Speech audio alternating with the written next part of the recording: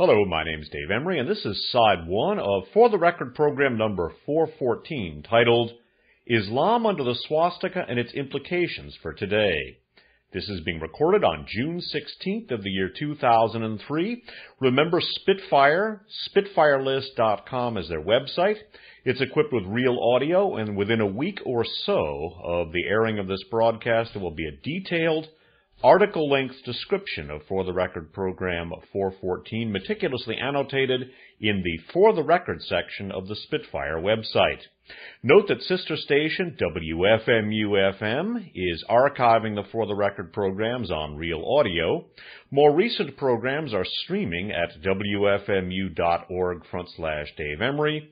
Older programs available for download only on Real Audio at a longer URL linked to both the spitfirelist.com website and to the wfmu.org/Dave Emory website. And again, a big tip of the hat to WFMU right across the river from Ground Zero. Thanks to them, the whole For the Record series, for all intents and purposes, is available for free online. Now, to the subject of this broadcast. What we're going to be doing is taking a look first at some of the history of the collaboration between Islam, or elements of it, Islam would be a better way of putting it. Part of this is the derivation of Islamo-fascism, not to be misunderstood as characterizing Islam as fascist, but there's a very important element both of fascism and of Islam that dovetail, and it is an Islamic manifestation of fascism. We're going to be taking a look at Haj Amin al-Husseini, one of the most important figures in the history of fascism and in the development of Islamo-fascism. And we're going to be taking a look at the concept, once again, of the Earth Island, as the German geopoliticians called it. The stretch of land from the Straits of Gibraltar all the way across Europe, the Middle East, the former Soviet Union, the Balkans, China, India, and what is today Pakistan. It's one giant stretch of land with most of the world's land mass, most of the world's population, and most importantly, most of the world's oil. And across the middle of it is a vast stretch of largely Muslim population. In terms of their goals for world domination, the Third Reich looked to ally with these elements of Muslim population in order to conquer the world, and also to, and in so doing, to cast the British and French out of the Middle East as the colonial occupiers that they were, and to annex much of the former Soviet Union, much of which was Muslim, and also to annihilate world Jewry. Today, Islamo-fascism is a very important element of what I call the Underground Reich, and what I hope to do in this broadcast is to detail some of the history of Islamo-fascism, in particular the Grand Mufti, and the Grand Mufti's recruitment of Muslim fighting formations on behalf of Nazi Germany, in particular Muslim SS units. And in looking at the Muslim SS and the Muslim Brotherhood, the dominant Islamo-fascist organization and the parent organization of all of the Islamic militant organizations in the world today, we're going to take a look at the ontogenesis, so to speak, of Islamo-fascism and militant Islam, and we're going to take a look at how this ties in with the world today. During the latter part of the broadcast, we're going to take a look at links between these elements of history and insurgencies taking place now in Chechnya, elsewhere in the former Soviet Central Asian states. We're going to take a look at the links with Hamas, and we're going to take a look at what is going on in the Balkans, where the Kosovo Liberation Army and the Bosnian Muslim fighting formations have a direct heritage running back to the SS. And last but certainly not least, we're going to take a look at the Islamo-fascist /Al-Taqwa link to the Republican Party's ethnic outreach organization. We're going to take a look at Karl Rove's pivotal role in helping to establish the Grover Norquist link to the Al-Qaeda /Al-Taqwa milieu. And we're also going to take a look at the seminal role played by Talat Atman in the genesis of this GOP ethnic Al-Taqwa /Islamo-fascist link. Talat Atman, a director of Harkin Energy, close ally of both George's Bush, Harken Energy being the George Bush's one of the younger George Bush's failed oil companies, and Talat Othman also with a heritage going back to BCCI, involved with people connected to the Nugan Hand Bank milieu. Talat Othman also interceded on behalf of the targets of the Operation Green Quest raids. Now, for much of the history of Islam under the swastika, we're going to take a look at a very scholarly and very important document. This is on a Yugoslavian website, and I want to note that it does have its obvious ideological biases. Not inaccurate under the circumstances, but it does have its bias. I would note that there is a strong degree of correlation between this document titled Islam under the Swastika, the Grand Mufti and the Nazi Protectorate of Bosnia-Herzegovina, 1941 to 1945. It's by Karl K. Savich, S-A-V-I-C-H. There's a strong degree of overlap between this and Some Call It Peace by Yusuf Badansky, a very conservative advisor to the United States Congress on counterterrorism. That book, which I've accessed in a number of programs in the past, most recently, For the Record 400, also has its ideological biases, but one of the things that's noteworthy about both books is that they are from the standpoint of military history, very scholarly, and there's a high degree of correlation. And again, I believe that I've accurately handicapped both documents, and showing the overlap between this very scholarly Yugoslavian website document and the very conservative document that was authored by Yusuf Badansky, Some Call It Peace. I think we can draw a pretty clear picture of a very important piece of history that is very much affecting the world today, and yet which has been largely eclipsed. The website on which this can be accessed is www.rastco.org.yu, R-A-S-T-K-O. Again, Islam under the Swastika, the Grand Mufti and the Nazi Protectorate of Bosnia-Herzegovina, 1941 to 1945, by Karl K. Savich, 2001. By way of introduction, we're going to, by the way, much of this document is going to be focusing on Haj Amin al-Husseini and his recruitment of Muslim Waffen-SS units. And Heinrich Himmler, the head of the SS, noted an aspect of militant Islam which he found to be very, very useful for the recruitment of Muslims to SS fighting formations. And this is something which is at the foundation of some of the events that we're seeing today. I would note under traditional Islam, committing suicide, even in battle, is a deep sin. It's one of the reasons why Islamofascism and Wahhabism and many of the manifestations of militant Islam that we're seeing today are actually heretical. But reading from Heinrich Himmler's assessment of Muslims as practical recruits to the SS, unlike most SS officials, Himmler was convinced of the fighting ability of the Bosnian Muslims, partly from his understanding of the role of the Bosnian Muslims as soldiers in the Austro-Hungarian Imperial Army before and during World War I, and his belief that Islam was an ideal religion for a soldier. Himmler stated to Joseph Goebbels that he had, quote, nothing against Islam because it educates the men in this division for me and promises them heaven if they fight and are killed in action, a very practical and attractive religion for soldiers.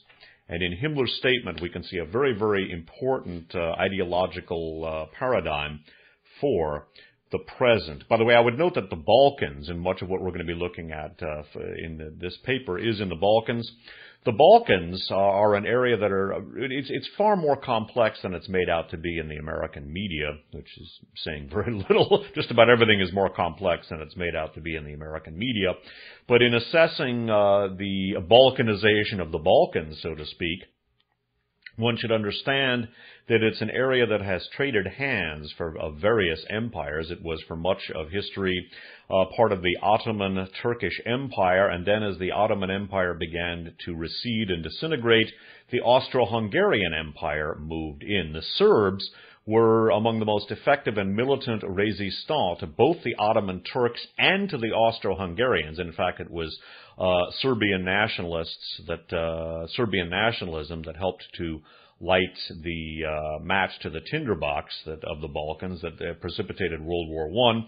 But one should note that in attempting to suppress the Serbs, the Austro-Hungarians actually utilized Bosnian Muslim fighting formations to suppress the Serbs and to fight alongside them in World War I. As noted in that passage that I just mentioned, this was one of the things that Himmler sought to use. Islam Under the Swastika by Carl K. Savage begins, the Grand Mufti of Jerusalem, Haj Amin al-Husseini. Haj Amin al-Husseini arrived in Europe in 1941 following the unsuccessful pro-Nazi coup which he organized in Iraq. By the way, one of the officers who was involved in that coup was Khairullah al-Tufa, Saddam Hussein's maternal uncle and political mentor, as we've looked at in numerous programs. Continuing. Husseini met with German Foreign Minister Joachim von Ribbentrop and was officially received by Adolf Hitler on November 28, 1941 in Berlin. Nazi Germany established for der Großmufti von Jerusalem a bureau from which he organized the following. 1. Radio propaganda on behalf of Nazi Germany. 2. Espionage and fifth column activities in Muslim regions of Europe and the Middle East. 3. The formation of Muslim Waffen-SS and Wehrmacht units in Bosnia-Herzegovina, Kosovo-Metohija, Western Macedonia, North Africa, and Nazi-occupied areas of the Soviet Union. And 4. The formation of schools and training centers for Muslim imams and the mullahs who would accompany the Muslim SS and Wehrmacht units. As soon as he arrived in Europe, the Mufti established close contacts with Bosnian Muslim and Albanian Muslim leaders. He would spend the remainder of the war organizing and rallying Muslims in support of Nazi Germany. By the way, I would note that in World War II, Albania was among those Eastern European countries that fought on the side of the Axis. It was originally occupied by fascist Italy, and Albanian formations took part in the invasion of the Soviet Union. Skipping down in this article of Haj Amin al-Husseini and his work on behalf of the Axis, and here there's discussion of the formation of the Muslim Brotherhood, the parent organization of Hamas, and an organization that we're going to look at in connection with Al-Taqwa and the links to the Republican Party later on in the broadcast. Hassan el-Banna formed the Muslim Brotherhood in Egypt in 1928. The Muslim Brotherhood had links to the Grand Mufti and worked with him in Palestine, sending volunteers in support of the Palestinian uprisings in 1936, 1939, and during the 1948 war. The Muslim Brotherhood sought to establish Muslim states based on the Sharia, Islamic law, and the Caliphate system of political rule wherein each Islamic state would be ruled by a caliph.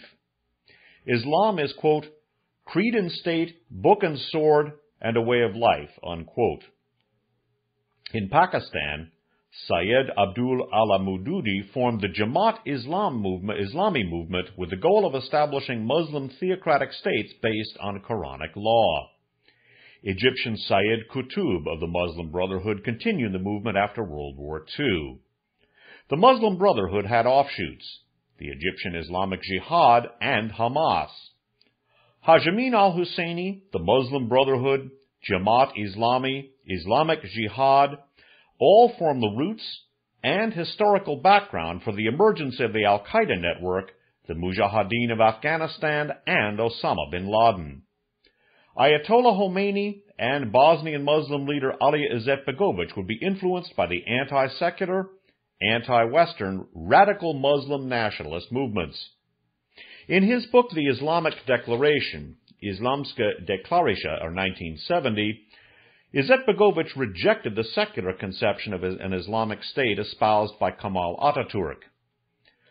Izetbegovic sought to create an Islamic state based on the Sharia, a state where religion would not be separate from the state, i.e., an Islamic theocratic state. Izetbegovic established close links to Osama bin Laden and Al-Qaeda and invited Mujahideen forces to join the Bosnian Muslim army. Izetbegovic later would give Osama bin Laden a special Bosnian passport, and the Mujahideen freedom fighters would receive Bosnian citizenship and passports. One of the hijackers of the second attack on the World Trade Center on September 11, 2001, possessed a Bosnian passport. Yasser Arafat was introduced to the Mufti, and the Mufti would subsequently become the role model and mentor for Yasser Arafat. In biographies of Arafat, whose real name is Mohammed al-Husseini, the Mufti is stated to be a distant relative of Arafat, although this claim has been denied as well. For 2 years, beginning at the age of 16, Arafat worked for the Mufti and his covert terrorist network and organization, helping to smuggle and buy weapons in the war against Jewish settlers of Palestine. Sheikh Hassan Abu Saud, the Mufti of Al-Shafaria, also worked with the Mufti. The Grand Mufti was a precursor of both the Palestine Liberation Organization, or PLO, and of the Palestinian National Struggle, and the movement to maintain a Palestinian state. The terrorism, fanaticism, and ruthlessness of that movement today reflect the enduring legacy and influence of the Grand Mufti. By the way, I would note that from a military standpoint, Yasser Arafat was also a protege of and associate of Otto Skorzeny, the head of the Odessa, the man who was in charge of Hitler's commando training, and the Skorzeny-Yasser Arafat connection was formed while Skorzeny was working on contract for the Galen Organization and the CIA in the early 1950s. Continuing and skipping down, in 1939, the Mufti established his headquarters in Baghdad, Iraq, where he set up a political department that maintained ties to Germany and Italy. Germany sought to create a Berlin-Baghdad axis and instigated a pro-Nazi coup. Iraqi General Rashid Ali al-Gailani, a militant Muslim nationalist, and the Golden Square, a group of pro-Nazi Iraqi officers, took over the Iraqi government. The Mufti sent representatives to Berlin and a letter to Adolf Hitler. In a reply by German State Secretary Freiherr von Weizsäcker, the Mufti was told that, quote, "The Führer received your letter dated January 20th. He took great interest in what you wrote him about the national struggle of the Arabs. Germany is ready to cooperate with you and to give you all possible military and financial help. Germany is prepared to deliver to you immediately military material," unquote. Abwehr, German intelligence, established contacts with the Mufti at this time. And again, note that one of the officers who assisted in the failed coup that we're about to hear about, again, was Saddam Hussein's maternal uncle and political mentor, Khairullah al-Tufa. Note that Youssef Nada also allegedly worked for the Abwehr, the head of Al-Taqwa, or Nada Management. And we'll review some of the links between the Al-Taqwa milieu and the Republican Party in the Bush administration later in the broadcast. Continuing. Nazi Germany sent arms and aircraft to the Mufti's forces in Iraq, but the British were able to reoccupy Iraq, forcing the Mufti and al-Gailani to flee to Tehran. The Mufti then flew to either Afghanistan or Turkey, where he is known to have many friends, unquote. From there, he arrived in Albania, and on October 24th, he reached southern Italy. On October 27, 1941, the Mufti arrived in Rome. The Mufti would subsequently play a major role in organizing Muslim support for Nazism in Europe. On May 9, 1941, the Mufti broadcast a fatwa announcing a jihad, an Islamic holy war against Britain, and he urged every Muslim to join in the struggle against the, quote, greatest foe of Islam, unquote. Quote, "I invite all my Muslim brothers throughout the whole world to join in the holy war for Allah, to preserve Islam, your independence, and your lands from English aggression," unquote. The Mufti envisioned a vast Arab-Muslim union which would unite Iraq, Saudi Arabia, Syria, Palestine, Transjordan, and Egypt with Germany and Italy, creating a pan-Muslim Arab bloc of countries. Parenthetically, I would note that this dovetailed, this is the embodiment of the Third Reich's plan for allying with the Muslim peoples in order to gain control of the Earth Island and the world's petroleum resources. Skipping down. Franz Reichert, the director of the Palestine branch of the Deutsche Nachrichtenbüro, or German News Bureau, from 1933 to 1938, established the first contacts between Nazi Germany and Muslim leaders in the Middle East. The Mufti approached representatives of the Nazi regime and sought cooperation on July 21, 1937, when he visited the German consul in Jerusalem. He later sent an agent and personal representative to Berlin for discussions with Nazi leaders.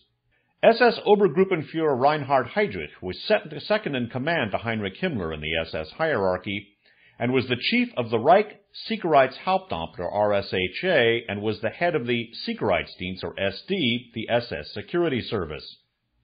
In September of 1937, Heydrich sent two SS officers, SS Hauptscharführer Adolf Eichmann and SS Oberscharführer Herbert Hagen, on a mission to Palestine, one of the main objectives being to establish contact with the Grand Mufti. During this period, Husseini received financial and military aid and supplies from Nazi Germany and Fascist Italy. I would note that Adolf Eichmann's superior and the man who succeeded him as the top SS espionage contact in the Middle East and with the Grand Mufti was Otto von Bolschwing, who was later brought to the United States by Allen Dulles and went to work for the CIA. It was Otto von Bolschwing's protege, Helena von Dahm, who selected all of the lists from which Ronald Reagan made his cabinet appointments, and the vast majority of people who are serving the current administration of George Bush have a curriculum vitae going back to the original von Dahm selectees. Continuing. After meeting Hitler and Ribbentrop in Berlin in 1941, the Mufti was approached by Gottlob Berger, head of the SS main office in charge of recruiting, and by Reichsfuhrer SS Heinrich Himmler, who made him a part of the SS apparatus. In May of 1943, the Mufti was moved to the SS main office, where he participated in the recruiting of Muslims in the Balkans, the USSR, the Middle East, and North Africa. The Grand Mufti was instrumental in the organization and formation of many Muslim units and formations in the Waffen-SS and Wehrmacht. Hundreds of thousands of Muslims fought for Nazi Germany in the following formations and units. Two Bosnian Muslim Waffen-SS divisions, the 13th Waffen-SS or Handzar and the 23rd Waffen-SS or Kama division, an Albanian Waffen-SS division in Kosovo, Metohija, and Western Macedonia, that was the 21st Waffen-Gebirgsdivision der SS or Skanderbeg, composed, by the way, largely of ethnic Albanians from Kosovo. Continuing. A Muslim SS self-defense regiment in the Rashka or Sanjak region of Serbia, the Arab Legion or Arabische Freiheitskorps, the Arab Brigade, the Ostmusulmanische SS Regiment, the Osttürkischen Waffenverband der SS made up of Turkestanis, note the following in particular, the Waffengruppe der SS Krim, formations consisting of Chechen Muslims from Chechnya, and a Tatar regiment der SS made up of Crimean Tatars, and other Muslim formations in the Waffen-SS and Wehrmacht, in Bosnia-Herzegovina, the Balkans, North Africa, Nazi-occupied areas of the Soviet Union, and the Middle East. And note again the heritage of many of these units, continuing and skipping down. What Savage talks about next is the collaboration between many of the Muslim SS recruits and fascist recruits from Bosnia with the brutal Croatian regime, which had to a large extent a Catholic ethnic derivation. By the way, the Neo-Ustashi and the Neo-Handzar, the Neo-Ustashi in Croatia and the Neo-Handzars, to coin a term, in Bosnia, had much to do with the destabilization of the former Yugoslavia, and those elements are very much present in the new, quote, independent, unquote, Croatia and in the new, quote, independent, unquote, Bosnia-Herzegovina, both of which are in effect satellite states of Germany. Continuing. In 1941, over 100,000 Bosnian Muslim conscripts were available to fight in the military formations of the Third Reich. Roman Catholic Croatian and Bosnian Muslim soldiers were in the Ustasha death squads, the Domobranci, or Home Guards, and the Croatian Army. Bosnian Muslim soldiers were in the Nazi Ustasha German-Croatian Legion units, the 369th, 373rd, and 392nd Infantry Divisions. The 369th German-Croatian Infantry Division, formed in 1942, was known as the Vražja Division, or Devil Division, commanded by Generalleutnant Fritz Neidholt.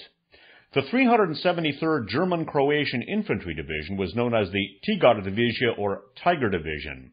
The 392nd German-Croatian Infantry Division was known as the Plava Division, or Blue Division. The 369th Reinforced Croat Infantry Regiment, made up of Croats and Bosnian Muslims, fought at Stalingrad, where it was destroyed. The NVH also sent the Italian Croat Legion, attached to the Italian 3rd Mobile Division, to the Russian front, where it too was destroyed during the Don Retreat. The 369th Reinforced Infantry Regiment, formed at Varaždin, consisted of 3 battalions, 2 from Croatia, 1 from Sarajevo. The regiment left Zagreb on July 15, 1941, for the Dollersheim training camp near Vienna, Austria. From here, the troops were transferred by railroad to the USSR. The regiment was deployed on various points on the Russian front: Kremenchug, Jazy, Kirovograd, Permomaysk, Poltava, the Dnieper River, Kharkov, and Stadino. On May 15, 1942, the regiment was deployed on the Voronezh front. On September 27th, the Bosnian Muslim Croat troops deployed to Stalingrad, where they fought to take the city.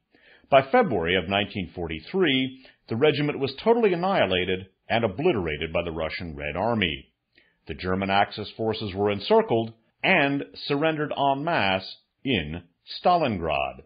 And we're going to continue with this history of Islam under the swastika, and in particular SS formations from the Muslim population of the Earth Island in the second half of this broadcast. And we're going to tie this in with things as disparate as the Palestinian-Israeli confrontation, conflicts currently taking place in the former Soviet Union, the Balkans, and last but certainly not least, the Muslim Brotherhood links going to the Republican Party and the Bush administration. But that will be in Side 2 of the broadcast.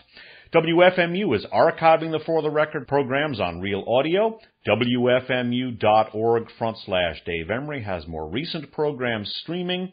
Older shows available for download only at a longer URL linked to both the WFMU.org/Dave Emory website and to the Spitfire website at spitfirelist.com. Within a week or so of the airing of this broadcast, there will be a detailed, article-length, annotated description of For the Record 414 in the For the Record section of the Spitfire website at spitfirelist.com. That concludes Side 1 of For the Record program number 414, Islam under the Swastika and its Implications for Today, being recorded on June 16th of the year 2003. My name's Dave Emory. Thanks for listening.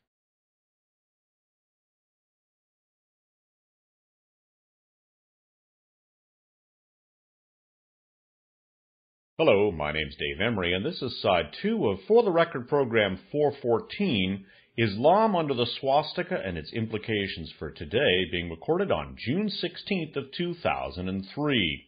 WFMU is archiving the For the Record programs on Real Audio. More recent programs streaming at WFMU.org/Dave Emory. Older shows for download only at a longer URL linked to both that address and to the SpitfireList.com website, and in the For the Record section of SpitfireList.com, there will be a detailed, annotated, article-length description of For the Record program 414 within a week or so of the airing of this program. We're going to go right back to the paper from which I was reading for much of Side 1. It's authored by Karl K. Savic. It's available on a Yugoslavian website. It has its ideological biases, but it's well documented, very scholarly, and dovetails with many conservative U.S. sources that have talked about the Balkans conflict and some of the fascist heritage of some of the fighting units there. Islam under the Swastika, the Grand Mufti, and the Nazi Protectorate of Bosnia-Herzegovina, 1941 to 1945, by Karl K. Savic, 2001. Of some of the Bosnian Muslim Axis fighting formations, the Bosnian Muslims formed purely Muslim formations as well, the most important of which was the Muslim Volunteer Legion led by Mohammed Hatzefendic. Other Muslim formations were the Zeleni Kadar or Kader or Green Cadre. Parenthetically, I would add green is the sacred color of Islam. Nazi formations created by deserters from the Home Guards or Domobranci, led by Nashad Topcic. The Muslim nationalist group, the Young Muslims or Mladi Muslimani, Huska Milkovic's Muslim Army, and the Gorazdi Foka militias or policing units. Bosnian President Alija Izetbegovic was a key member of the Young Muslims or Mladi Muslimani group. I would add that, as we've looked at in a number of For the Record programs, including 293 and 330, he also had recruited for 13th Waffen-SS or Handzar, appointed a veteran of that division to be his first deputy defense minister, and was also had named the top unit, arguably, of the new Bosnian army after the Handzar unit. Skipping down. Himmler wanted to reestablish the continuity with the Austro-Hungarian Habsburg Empire, which had formed Bosnian Muslim military formations. Himmler sent the Mufti to Zagreb and to Sarajevo to prepare for the formation of the Bosnian Muslim units. Himmler's SS representative in the NDH, that was the Croatian Ustashi regime, Konstantin Kammerhofer, was told to begin recruiting a Bosnian Muslim Waffen-SS division of 26,000 men, which, if realized, would make it the largest of all the SS divisions. In forming the Bosnian Muslim Waffen-SS division, Himmler overruled the objections of the Pavlic regime, which considered such formations an infringement on the sovereignty of the NDH. Himmler, as the second most powerful leader in the Third Reich after Hitler, was able to create a de facto protectorate for Bosnia. He wanted to create an SS recruiting zone, an SS state administration in northeastern Bosnia to restore order, unquote. 2 Bosnian Muslim Waffen-SS divisions would be created by 1944 to serve this purpose. Now, more about the creation of these divisions, the 21st and 23rd, or the 13th and 23rd Waffen-SS, later an Albanian Muslim division, the 21st Waffen-SS or Skanderbeg Division, a predecessor of the modern-day Kosovo Liberation Army, was created as well. Skipping down.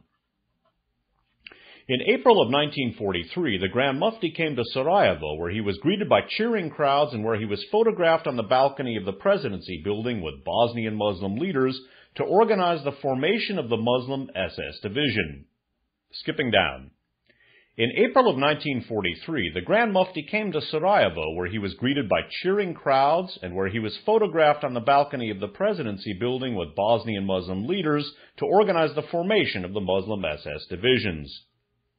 The Bosnian Muslims formed 2 Nazi SS divisions during World War II, the 13th Waffen-Gebirgsdivision der SS Handzar, or Hanchar in German, from the Turkish Hançer Dagger, from Arabic Kangar or Dagger, and the 23rd Waffen-Gebirgsdivision der SS Kama, from the Turkish Kama, meaning dagger or dirk, unquote.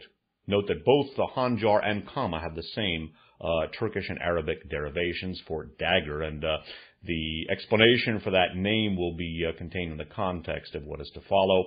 Bear in mind the Austro-Hungarian Empire's use of Muslim police from the former Ottoman Empire and soldiers from the former Ottoman Empire to suppress the Serbs who resisted both the Ottoman Turks and the Austro-Hungarians.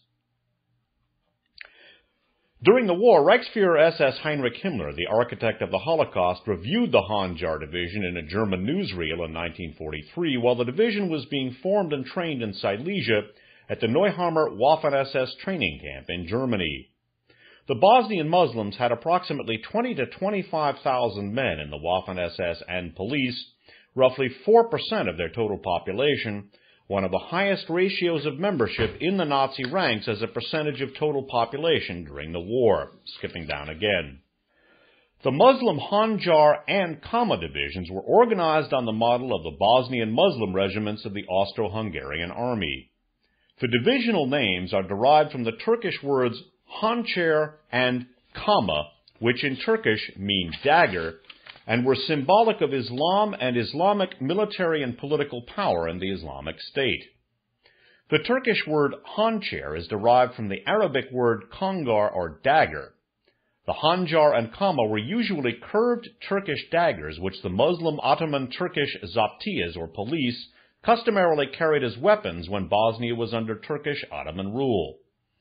Thus, the names of the divisions were meant to revive the Islamic historical traditions of the Bosnian Muslims as the rulers and masters, begs or agas of Bosnia-Herzegovina, over the non-Muslim Raya or Untermenschen or Mistmenschen, the subhumans, Orthodox Serb Christians, Jews, and Roma or Gypsies. This was the meaning and symbolic significance of the names Handzar and Kama. Usually, the Waffen-SS divisions were named after heroic local political or military leaders, but the Bosnian Muslims lacked any historical figures in their history. There then follows a section in which he names some of the other names under which the 13th Waffen-SS was originally classified. I'm going to skip that, and I'm going to jump briefly to the present. And this is an article from the Daily Telegraph of London by Robert Fox in Fascism in Bosnia, December 29, 1993. Albanians and Afghans fight for the heirs to Bosnia's SS past. Documents, shouted a man in a beret with an insignia in green Arabic script outside the UN house in the Bosnian mountain town of Fujnika. He was hostile and demanded our presence at the police station. Later, the police chief apologized, but made clear that the authority had passed to the men with the Quranic texts hanging from their fatigues. Last summer, Muslim and Croat leaders in Fujnika asked the UN to declare it a zone of peace, unquote. Since then, war has ravaged the town, bringing murder, mayhem, and exile to at least half its original population of 12,000. Different and alien forces are now in charge, some of the toughest in the Bosnian Muslim army. These are the men of the Handzar division. Quote, "We do everything with the knife and we always fight on the front line," a Handzar told one UN officer. Up to 6,000 strong, the Handzar division glories in a fascist culture. They see themselves as the heirs of the SS Handzar division formed by Bosnian Muslims in 1943 to fight for the Nazis. Their spiritual model was Mohammed Amin al-Hussein, the Grand Mufti of Jerusalem, who sided with Hitler. According to UN officers, surprisingly few of those in charge of the Handzars in Fujnika seem to speak good Serbo-Croatian. Quote, "Many of them are Albanian, whether from Kosovo, the Serb province where Albanians are the majority, or from Albania itself," unquote. They are trained and led by veterans from Afghanistan and Pakistan, say UN sources. The strong presence of native Albanians is an ominous sign. It could mean the seeds of war are spreading south via Kosovo and into Albania, thence to the Albanians of Macedonia. Pakistani fundamentalists are known to have had a strong hand in providing arms and a small weapons industry for the Bosnian Muslims. Skipping down. More significant is the nature of the Handzars and the influence of the Albanians in their command and the support from Pakistan. These suggest politically and militarily that the war in Bosnia has spread under the dozing eyes of the West. This, by the way, was 1993. As noted in other broadcasts, not only was Alija Izetbegovic, the first president of Bosnia, a member of the Young Muslims and a recruiter for the Handzar division, but his first deputy defense minister, Osan Cengic, was also a veteran of the Handzar division, and Handzar was engaged in force projection into Western Macedonia and Kosovo, and the Kosovo Liberation Army were in many cases, many of the combatants in the KLA were the sons and grandsons of people who had fought in the 21st Waffen-SS or Skanderbeg division, and as we're going to see as we detail some of the history, the initial formation of the recruitment of the 21st Waffen-SS in many ways mirrors some of the formation of the KLA. And for the record, 168 and 293, among other programs, I noted that, in a sense, the KLA could be considered either Skanderbeg II or Handzar III, and as we're going to see, the breaking off or the recruitment and the subdivision of people from 13th SS into the 21st Waffen-SS was mirrored in the modern period. Skipping down. Speaking of the Handzar Division, this is, by the way, the World War II Handzar Division. The division had at least 9 Bosnian Muslim officers, the highest ranking of whom was SS Obersturmbannführer Hussein Bishevich Beg, who had been a Muslim officer in the Austro-Hungarian army when Bosnia was under occupation. Initially, the Handzar Division was formed around the core of the Muslim Volunteer Legion led by Mohammed Hajefendic, which was close to divisional strength in and of itself.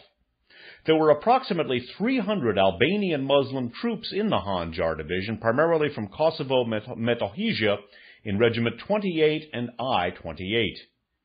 These Albanian Muslims would in 1944 be transferred to the 21st Waffen Gebirgsdivision or Skanderbeg to occupy Kosovo and Western Macedonia.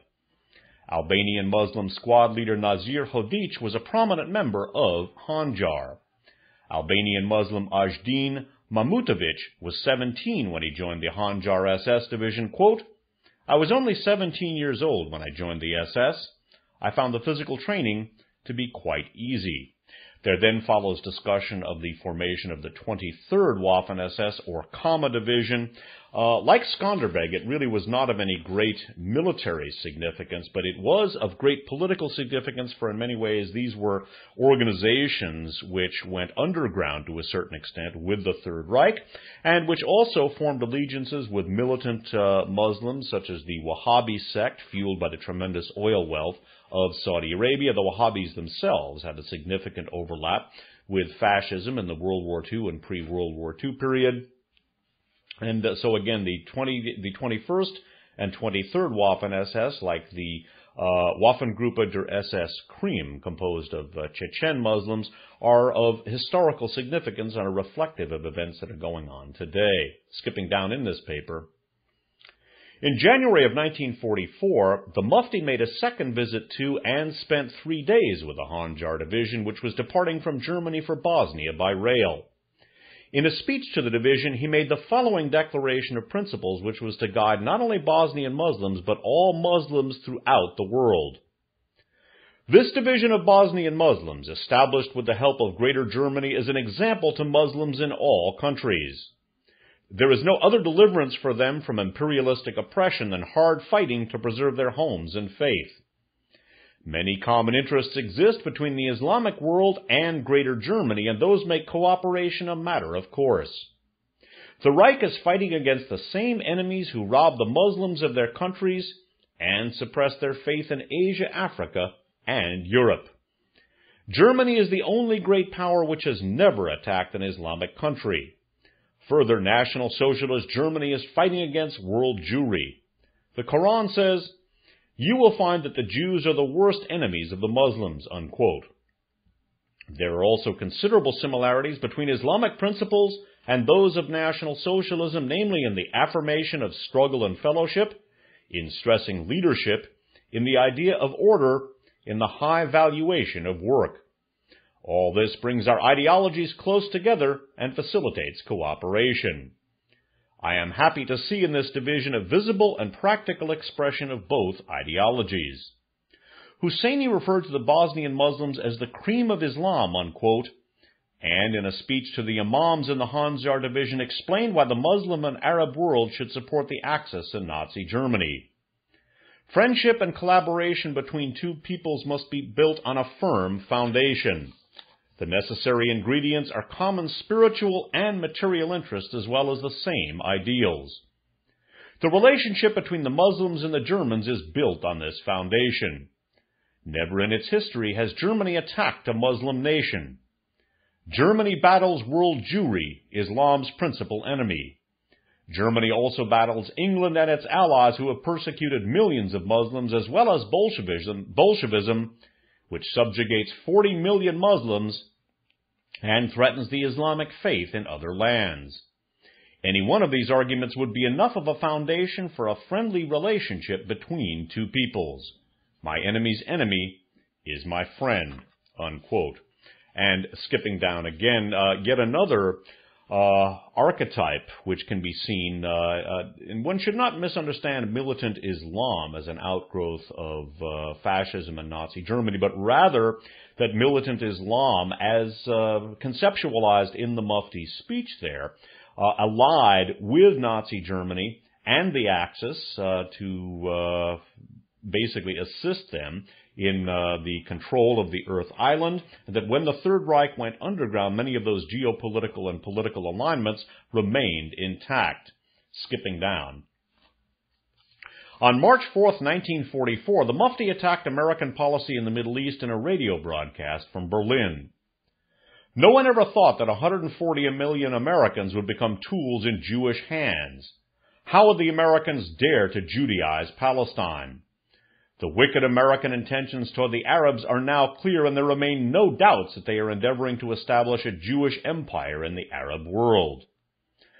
The Donau Zeitung, or Danube Times newspaper of December 31st, 1942, reported that the Mufti had donated over 240,000 kuna, the currency of the Ustashi regime, to the Muslim charity organization in Sarajevo from German government sources.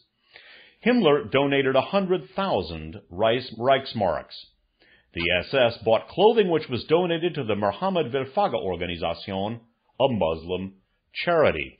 So the archetype of using Muslim charities, and the principle of zakat or charity is inherent in Islam, but misusing those as vehicles for Islamofascism is also present as an archetype in Islam under the swastika. Now again, there may be people who are wondering, so what? That was a long time ago. Well, it wasn't necessarily all that long ago.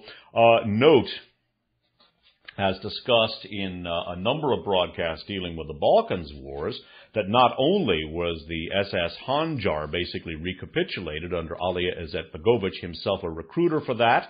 Osan Cengic, his first deputy defense minister, was a veteran of Handzar. And I would also note that the 21st Waffen-SS, as I noted in For the Record 168, 293, and 330, the 21st Waffen-SS, or Skanderbeg Division, was composed of Albanian Muslims, many of them from Kosovo, and that many of the fighters in the Kosovo Liberation Army were the sons and grandsons of Skanderbeg veterans. And I speculated when noting that Handzar II was engaged in force projection into the Kosovo-Macedonia area, and that it was sort of a special forces unit. I speculated that that might be either, that the KLA could either be considered Skanderbeg II or Handzar III. And that's discussed and annotated in For the Record 293 and 330, among other programs. Well, let's jump to the present. From For the Record 293, there are some interesting elements of the recapitulation of the Austro-Hungarian Empire, noting, among other things, Otto von Habsburg, a delegate to the European Parliament, and someone who was an advocate of the Freedom for Rudolf Hess Committee, and also noting that Otto's son Karl, reading from the description for the Record Program 293, this in the SpitfireList.com website, Otto's son Karl von Habsburg married Francesca Thyssen-Bornemisza, the daughter of Heinrich Thyssen-Bornemisza, and that is available at a genealogical website.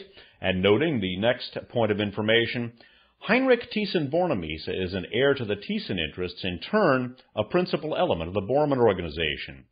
The economic and political component of a Third Reich gone underground, the Bormann Organization controls corporate Germany and much of the rest of the world. And I would note that the Thyssen-Bornemisza Empire was the branch of the Thyssen-Bornemisza branch of the Thyssen Industrial Empire, was the source for much of the Bush family's economic largesse. And as recently as 1996, a Dutch journalist investigating this died under very strange circumstances. For the Record Program 248, 273, and 370 deal with the Bush family connections to the Thyssen-Bornemisza Empire. Now again, jumping to the present and taking a look at some of the tendrils, some of the tentacles that have come forward, New York Times, June 15th, 2003, article by Dexter Filkins. Now, bear in mind the Waffengruppe der SS Krim, composed of Chechen Muslims. Those same geopolitical considerations have evolved into the present, and I've noted Saudi/Wahhabi/Al-Qaeda support for Chechen fighters in the past, and that's quite well documented at this point. U.S. entangled in mystery of Georgia's Islamic fighters.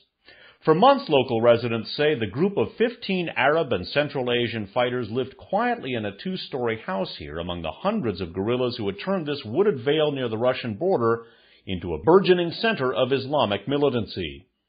Like many of those who gathered here, the fighters had come over the snowy passes from Chechnya, where they had been helping their fellow Muslims in their struggle to break with the Russian Republic. They exercised to stay in shape and went into the woods to practice shooting. Some of the militants departed, presumably for Russia, while new ones came to prepare for the fight. And Wahhabi, Muslim Brotherhood, and Al-Taqwa links to the Chechen fighters, very well documented at this point and discussed, and among other programs, for the record 341 and 381. BBC News from June 9, 2003. Russia arrests Islamist suspects, reads in part.